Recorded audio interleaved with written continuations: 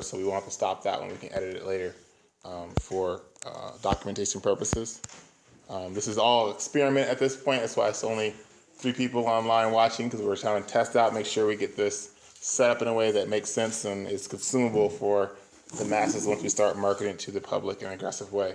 But we want to enable that if someone's at home and sick, if someone is unable to be here, that they can still keep up with the lesson. We have lessons that are set up in series, and they can kind of build and not miss any part of the lesson, and stay connected to the service no matter where they are, as long as they have internet. I think that's a very powerful tool. And so far, I'm using the free app Livestream, which is fantastic. It's not even costing us any money right now. There's other options on Ustream that are like $100 a month, but we're going to try the free one first and see how we do before we go up and upgrade it. But we were talking about doing this for a while, so this is a test en route, in action. So I want to start with singing the song "Wade in the Water," and then we'll go into our lesson. And this will be our last weekend of this lesson. Technically, should be starting a new lesson in April, but we actually missed the first Wednesday, so it makes sense that we can go a little longer. So this is the last Wednesday of Wade in the Water lesson.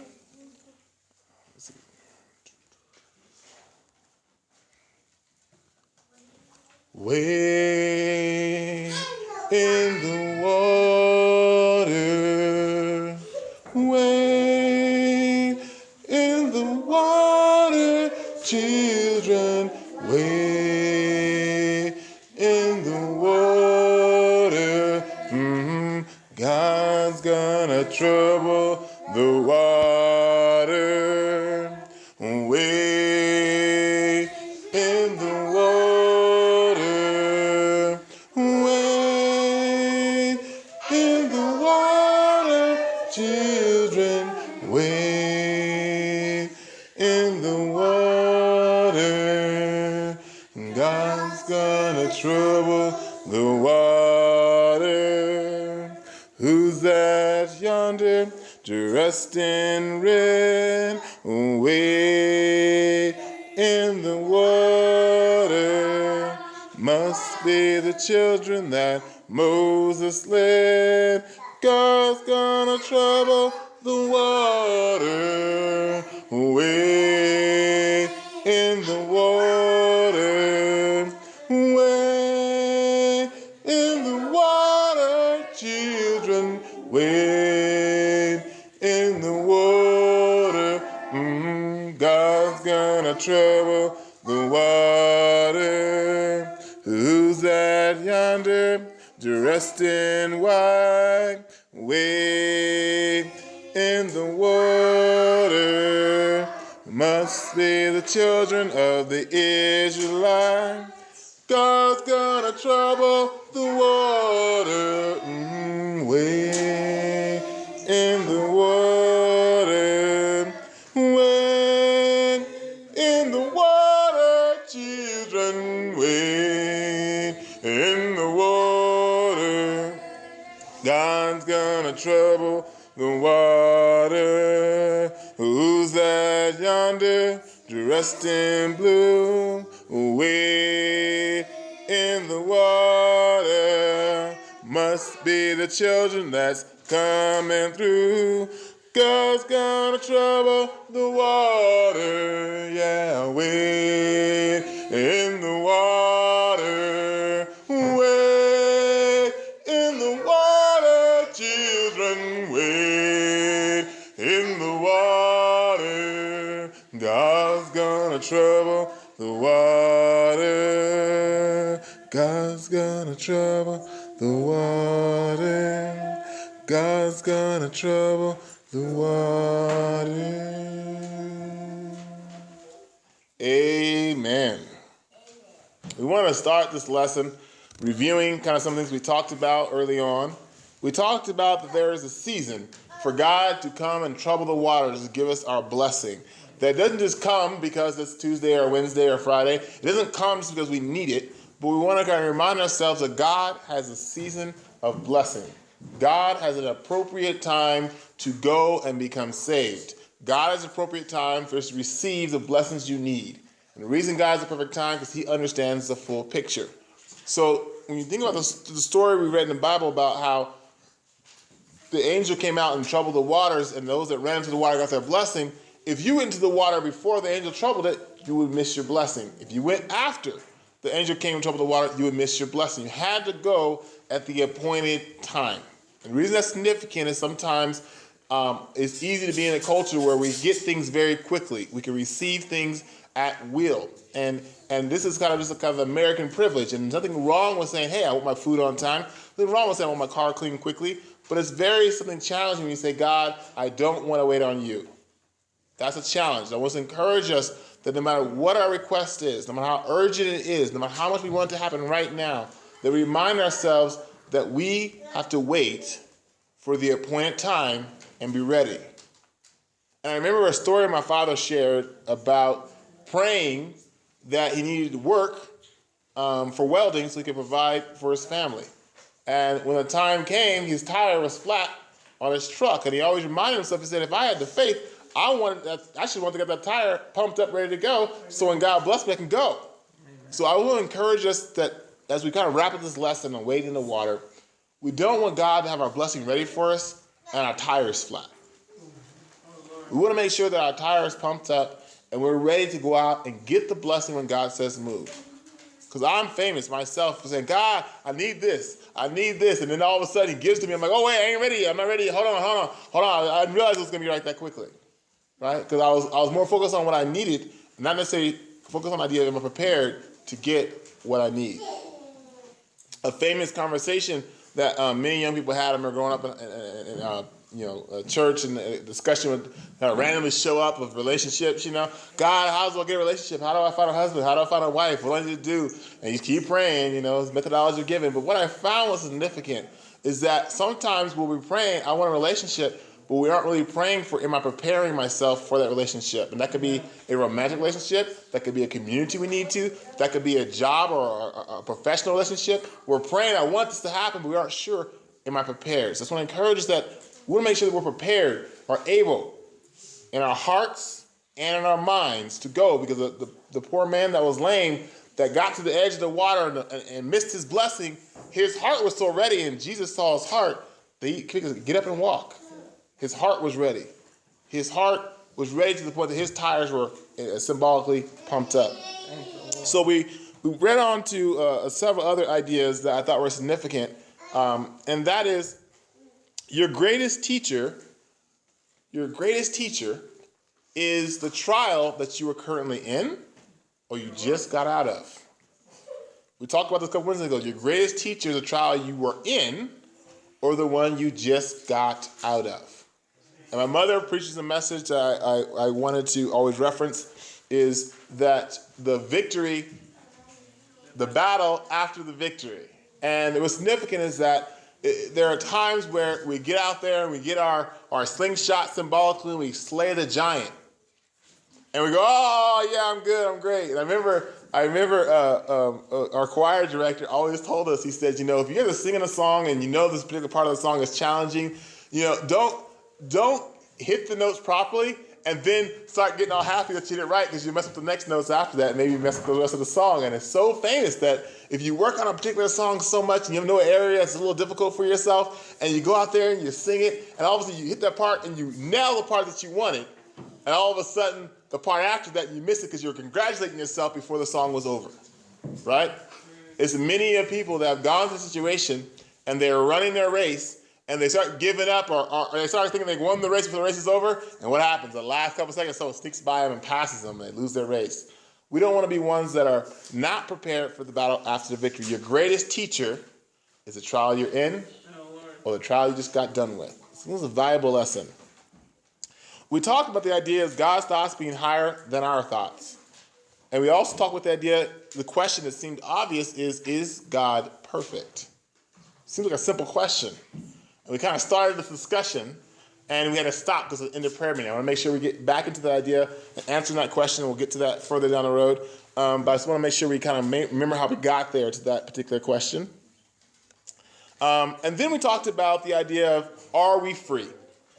And this is kind of where I want to jump into our freedoms. And I'm not speaking of our political freedoms. I'm speaking of our spiritual freedoms. right? Jesus was tied or was hung on a cross, but he was free, right? Yes. He was physically hung on the cross, but his spirit was free. Individuals can be hung and to be killed and locked up. Guess what? They were free. Paul and Silas were chained and held down, right? They started singing. You can't sing if you aren't free. If they're all locked up, we've been beaten, we're in pain. They started singing. All of a sudden, it broke things up. Amen. Right? Because they were free. They were free before the chains fell off. Right? And oftentimes we find that they talk about some of the challenges that individuals are going through in our kind of government and our police force and all of that. Understand that we are free before they even try and oppress us.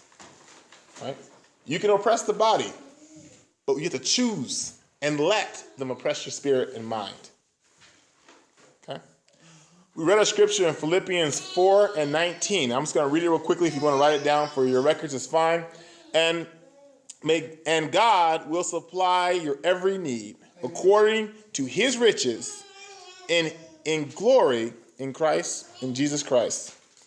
What's significant is that we talked about our freedoms. You know, sometimes our bank account can allow us to do certain things, right? People always say, if you're wealthy, you have certain freedoms. You can get on a plane and fly, right? If you're wealthy, you have certain freedoms. You can eat certain foods in certain places. Your palate can have French and Italian and parts of Africa, all understanding the kind of culture because you're free. Your money allows you freedom. We're not speaking about that freedom. We're not talking about those riches, right?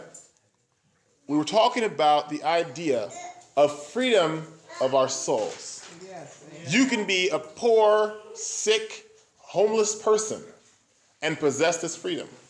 You can be a governor or a president over 1,000 lives, over a country, over a state, over a province, and not have this freedom. This freedom is not tinged upon our lifespan, our skin color, Amen. what our parents did, how bad our grandpa was, how bad we were last week, how many mistakes we've made in our life thus far. This freedom is based upon our commitment right now to God right now. And his riches, not our governments, right? Not our technology, not our knowledge, but his riches. That's what it's tinged upon. And if we kind of lean on that, it's a lot less stressful. If we lean on that understanding. And I think as we get older, we'll get more understanding. I've realized that even a couple of years of coming from 25 to 32, that I've grown in understanding to rely on his riches. Thank you. So I think one of the biggest things that we can think about when this lessons talk about wading in the water is when your appointed time comes and you go into the water and you receive your blessing, talking about symbolically here, that you not worry about things you've done before you went into the water. You not worry how sick the doctor said you were. You don't worry about, like David, when he went to fight Goliath, his brother said, what's wrong with you? We're your older brothers. Stop saying stuff that's not crazy. Stop quiet. And he went out there and killed Goliath anyway. Because he wasn't worried about his older brothers. He wasn't worried about what they thought of him. He understood where his power came from. And right before he went against Goliath, he said, I'm not going against you all my skills. I'm going against you with God's power. And that's how I'm fighting. So that's where we draw our power. Wherever we go up against, we're going in God's power. So we're going in his riches. Another scripture we've already read, don't look it up, you can write it down for your own records, is Luke 6:38. Give, and it will be given to you. Good measures, pressed down, shaken together, running over, put into your lap. With the measure you use, it will be measured back unto you. When you give and you support, we're giving not on our own ability exclusively. We're giving according to God's power that works through us. Yes. We can do all things as Christ strengthens us, right? So when we go out and give and we minister, we're not ministering because of how strong we are. We're asking God to give us the strength and wisdom to give and support. That's how we're wading in the water. Yeah. And when we go down to 2 Corinthians 9 and 8, I believe we read this last Wednesday, I think it was. And God is able to make all grace abound in you, to you, so that having all sufficiency in all things at all times, you may abound in every good work. And I think what's important is that we understand that grace is not something we just have on Wednesdays and Sundays and good Mondays, right? Amen. Grace is something we have abounding. That means we have so much grace, we got some to hand over to someone else. Yeah. We got more than we even need, where it's abounding in us symbolically. We have plenty of grace, yes. Right? And you can't have no patience and grace, right? And you can't have a bunch of patience and no grace. You understand? Grace is that fuel from God. Patience is a human activity. Grace is a God-given thing. The devil and enemy and sinners cannot have grace. They can have patience, but they can't have grace. Grace is given by God, right?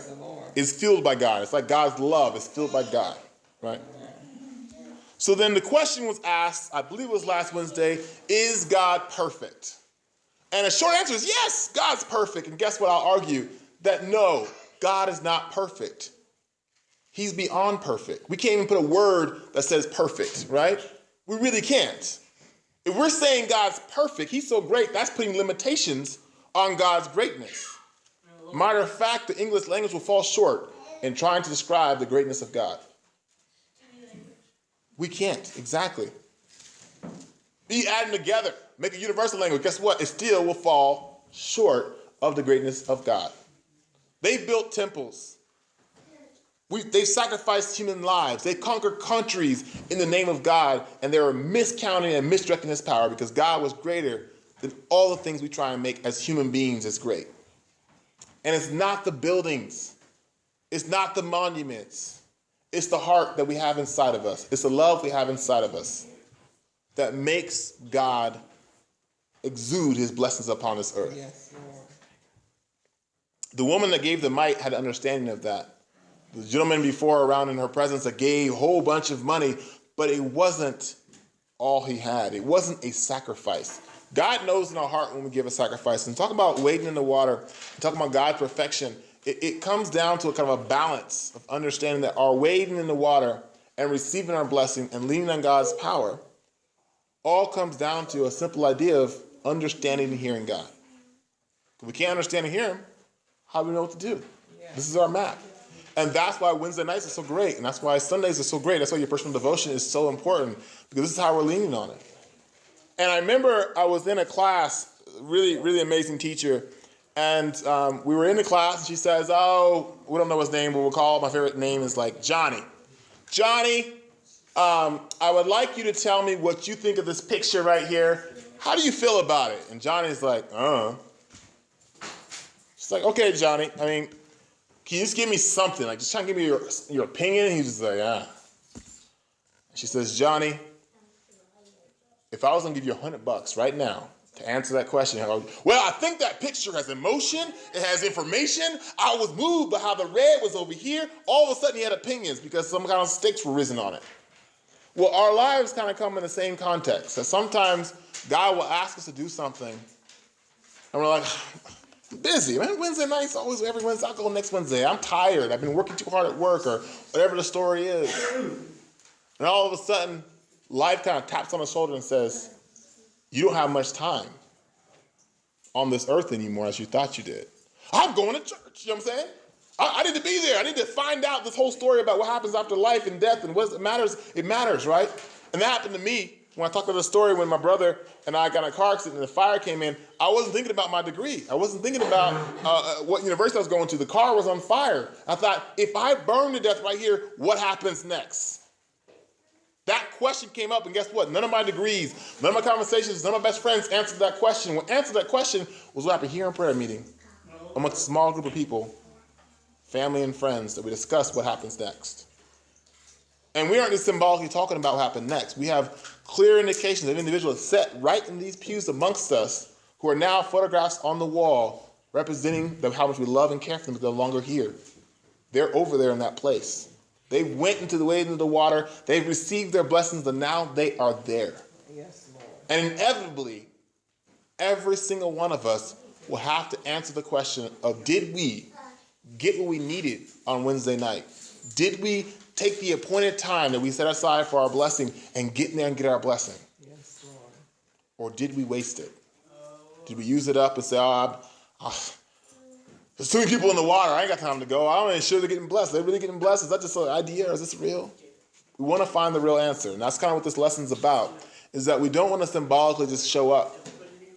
We want to show up in our best selves, to be open to receiving God's blessings. It's not about these walls. As much as we appreciate these walls protecting us from the elements around us and the bugs and the other things that are around us, we appreciate them, but that's not what this is about. This conversation we're having tonight is about our real transition from here to eternity, ultimately, and how we can live the best life, the most effective life, the most meaningful life between now and that moment. And the truth is, we don't know when that moment will come. One thing I remember I was praying with my father for Uncle Leon. Uncle Leon was very low, was very ill. And Uncle Leon was praying, and he was praying. And my dad prayed, and Uncle Leon wasn't feeling well at all. He wasn't sure. He was pretty ill. He knew he was very ill. And my dad looked at Uncle Leon and said, "Are you ready?" And Uncle Leon looked back at him and said, "Yeah, I'm ready. I'm ready." Lord. What I didn't know was my dad was going to go first. Not long after that situation. But I appreciate, because my dad couldn't ask the question to Uncle Leon, "Are you ready?" if he wasn't ready. Yeah. You can't ask that question sincerely if you're not ready. And so what's important to me is that the only way you can get ready is you got to wade in the water. Yes. If you're not wet, symbolically here, if you don't have gotten yourself into that water, you're not going to be ready. You're not going to be ready. Oh my God. And so when we're talking about our blessing, we're talking about gaining the grace to live, gaining the grace to die, and gaining the grace to bless others after we're dead. Oh my Lord. Because we don't wait in the water when you die. You just turn to dust, and that's when you go turn against you. And we don't even know what the impact was, because you just you were worried about chasing other things that weren't important. But when you live a life that is wading in the water, you don't have a lot of stuff. You ever see swimmers? You'd be shocked if you watch the Olympics, you see a guy get on the board to get into the water. He's getting ready to swim and race and for your country, and he gets a big old backpack and puts it on. Like, what's wrong with him? He has a big old backpack. He get in the water. He's not going to be able to go anywhere. Gets in the water, and of course, he's going to be in last place. He's trying to get in the water, and he can't get anywhere. When you get into the water, you got to let go of all that stuff. Oh Lord. Got to let go of all that stuff and get it down to the idea of what you need to move as fast as you can to your blessing. And I hope that we're challenged this evening as we wrap up our lesson on the idea of God is not perfect. He's beyond perfect. We're limiting God. And understand our comprehension of God is so very minute. But we're so blessed to know that much, because some in this world don't even know that much. But we're constantly striving to know more. And Jesus said, "I am not perfect." And my question I always says, what's wrong with Jesus? What was wrong with Jesus? He said, "I am not perfect. There's only one that is perfect," or one that can be using that language of perfect, and that's God. Yes. So I was like, what was wrong with Jesus, right? That he said, "I am not perfect." What was he dealing with, right? We don't really know ultimately. Yes, Samantha? I also think it's because he's, at that time when he said that, he was man. Yeah, right? He's human. It's so important to realize is that as much as we want to be good, we want to be perfect, and we strive to do that. I'm not saying we can't strive, but we're human. And that's why we got to get in that water. We got to get cleaned up. We got to get tested. We got to get rid of stuff. You can't swim. Deeper you get into the water, you can't carry that stuff. You got to be lean and able to move. Represent your space well. Do your part. I remember I remember, it's the last story I'm going to tell, and we'll get to our last wrap-up scripture here, is I remember I was a national choir. I flew down to Kansas City, Missouri. I was really nervous. I was scared. I was the youngest child there. There was only 5 African-American people out of 110 kids, 105 kids. And so I'm sitting there representing the state of California. I remember walking into the choir room, and they had all of our chairs. They had your name on a piece of paper taped to the chair, and they had the state you were in taped to the chair. So you walk. I remember walking to Alabama and Texas and California. So you kind of felt like when you sat down in California, and you're representing the state of California, right? And there was a song we were singing as a choir, and they said, whoever wants to try out, for the solo, please try out. And so I was like, I'm the only one from my state in this choir. I have to try out, represent my state, right? I have to try out for the solo. Even if I don't get it, I gotta try, represent. Well, oftentimes I find that, I went to the choir room and he had me sing the little solo. I can't remember the name of the song at this point, not even the melody. But I remember singing my part, and he said, that was good, do it one more time. You hear me again. And I didn't get the solo. But what was significant is I felt good, because I said, I came here by myself before cell phones. We had a bunch of cards with the calling card numbers on it. So if I called, all scared, I had a money belt on because I kept all my money in my belt because we didn't trust anybody. But I had money in your belt. And I had money in my belt. I was nervous. I was representing the state of California. And I felt obligated. But you know what's real great about our spiritual practices is that we're not representing the state of California. We're representing a God who made the universe. And when we go out into the world, we want to make sure that we try out for the solo. Regardless if we don't get it or not. Go out there and try and make an effort and impact in loving people, because it's going to matter. It's going to matter. There are people symbolically behind me at home. I'm not talking about the state of California. I'm talking about my mother, my father, my family that invested in me, that said, Aaron, go do your best. Go behave yourself and represent us well. Well, it's the same story for us spiritually. There are many people, spiritual leaders, that have invested in you and us and me, that we go out into the streets, we go out into the ministry field, the missionary field, we go out into our jobs, that we're representing them, their efforts, their prayers that went up for us. That's a very, very privileged place to be in. It's not easy to get out of the way of your blessings. When Grandpa Chandler prayed blessings, those aren't easy blessings to dodge, and you don't want to dodge them. Because they're not just blessings that come into your heart, they also come around you and protect you. They protect you from a lot of things. And I didn't understand this when we talked about wading in the water, but I remember I was talking to my dad, because we have altar calls, and I don't know if y'all remember the Bakersfield altar calls, man. I say Bakersfield because of these revivals, and y'all didn't be in Bakersfield on camp meetings, and they would go on for hours.